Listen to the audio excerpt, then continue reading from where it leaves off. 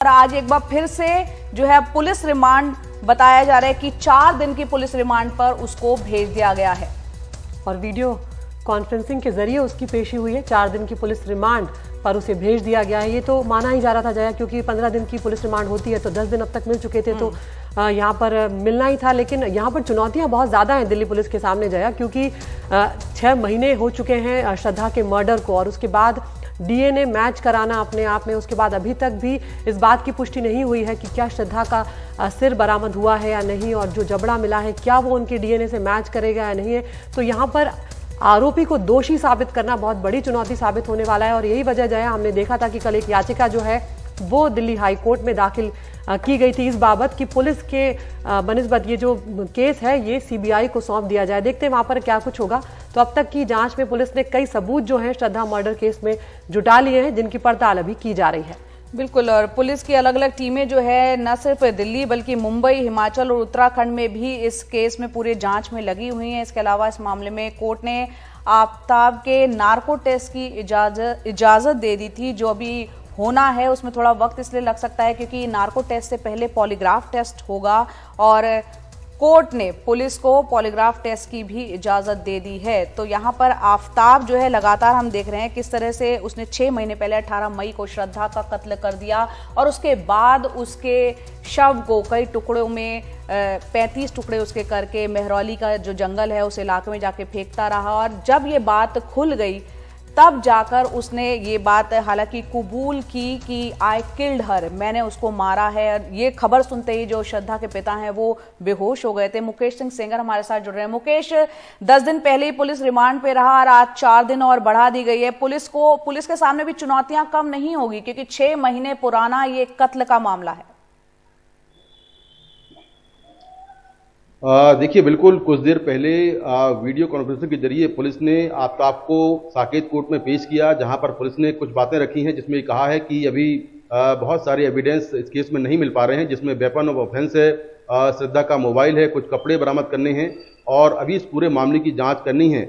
आरोपी के कुछ साइंटिफिक टेस्ट भी होने हैं, जिसमें पॉलीग्राफ टेस्ट है, नार्को टेस्ट है।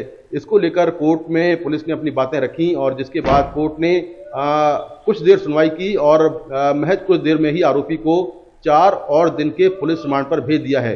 क्योंकि जो ऐसा केस होता है उसमें आमतौर पर 14 दिन की पुलिस रिमांड पुलिस ले सकती है, तो 10 दिन आरोपी पहले ही पुलिस रिमांड पर रह चुका है।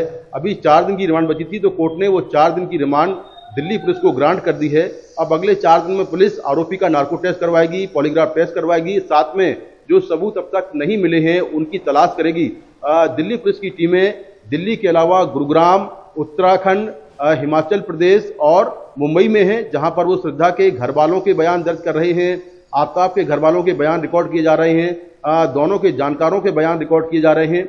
और जहां जहां ये मई के पहले रुके थे, खासतौर से जिन्होंने पहाड़ों में टूर बनाया था, उत्तरांचल और उत्तराखंड और जो हिमाचल प्रदेश है, वहां पर ये गए थे, जिन होटलों में ये रुके थे उन होटलों के जो स्टाफ के लोग हैं उनके बयान रिकॉर्ड किए जा रहे हैं।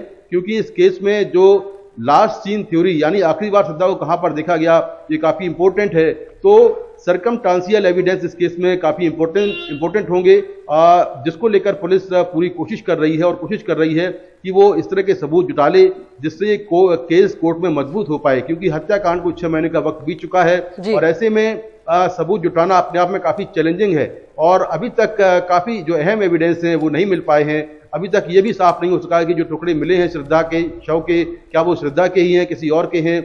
तो इसको लेकर अभी डीएनए जांच होगी। पुलिस को पॉलीग्राफ टेस्ट की परमिशन कोर्ट से कल मिल गई थी, तो अब पुलिस आज या कल में आरोपी का पॉलीग्राफ टेस्ट कराएगी, और उसके बाद फिर नार्को टेस्ट होगा। तो इस पूरे मामले में साइंटिफिक, टेक्निकल और जो बाकी तरह की जांच है वो काफी इंपॉर्टेंट होगी, जिसको लेकर पुलिस लगातार कोशिश कर रही है। बिल्कुल मुकेश, यहाँ पर कल एक खबर सूत्रों के हवाले से ये भी आई थी कि पहाड़ी राज्य जो है हिमाचल और उत्तराखंड में, वहां पर भी पुलिस छानबीन कर रही है, तफ्तीश कर रही है, और ये भी खबर मिल रही है कि वो चरस और गांजे जैसे नशे का भी आदी था। ऐसे में जब पॉलीग्राफी या नार्को टेस्ट होते हैं तो क्या इस बात का ध्यान रखा जाएगा और ज्यादा एहतियात उसमें बरती जाती है अगर कोई इस तरह के नशे का आदी होता है तो? देखिए, बिल्कुल कल हमने जो एफएसएल के एक्सपर्ट से बात की थी वो यही कह रहे थे कि जो पॉलीग्राफ टेस्ट होता है और नार्को टेस्ट होता है, नार्को टेस्ट के पहले कई साइकोलॉजिकल टेस्ट होते हैं, कुछ दवाइयाँ दी जाती हैं, उनका जब असर ठीक रहता है तो उसके बाद पर नार्को टेस्ट होता है, क्योंकि अगर कोई नशे का आदी है तो उस पर जो केमिकल दिए जाएंगे पॉलीग्राफ टेस्ट के समय उसका कितना असर होगा ये भी देखने वाली बात होगी। तो इसके पहले पूरी तैयारी होती है, जिसमें अगर वो फिट बैठता है तभी नार्को टेस्ट होता है। तो जो एफएसएल के एक्सपर्ट हैं वो पहले पॉलीग्राफ टेस्ट करेंगे, कुछ साइकोलॉजिकल टेस्ट करेंगे और फिर उसके बाद अगर आरोपी फिट पाया जाएगा तो फिर उसका नार्को टेस्ट होगा। जी, बहुत बहुत शुक्रिया मुकेश इस पूरी जानकारी के लिए।